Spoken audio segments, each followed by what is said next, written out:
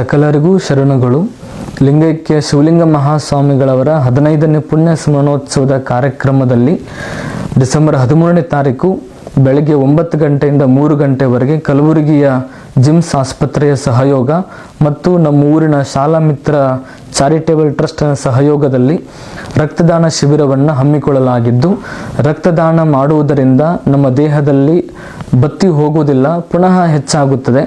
ಮತ್ತು 18ರಿಂದ 60 ವರ್ಷದ ಒಳಗಿನವರೆಲ್ಲರೂ ರಕ್ತದಾನವನ್ನು ಮಾಡಲಿಕ್ಕೆ ಅರ್ಹರಾಗಿರುತ್ತಾರೆ. ಈ ಬಾರಿ ಕಾರ್ಯಕ್ರಮಕ್ಕೆ ಯುವಕರು, ತಾಯಂದಿರು ಮತ್ತು ಹಿರಿಯರು ಮತ್ತು ಶರಣರು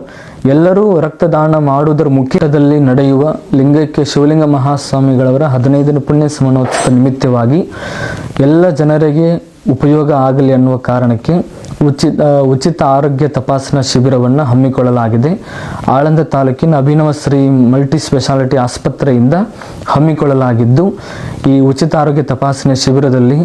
ಮಕ್ಕಳ ತಜ್ಞರು, ಸ್ತ್ರೀ ರೋಗ ತಜ್ಞರು, ಕಣ್ಣಿನ ತಜ್ಞರು ಮತ್ತು ಎಲುಬು ಮೂಳೆಯ ತಜ್ಞರು, ಜೊತೆಗೆ ಚರ್ಮ ರೋಗ ತಜ್ಞರು,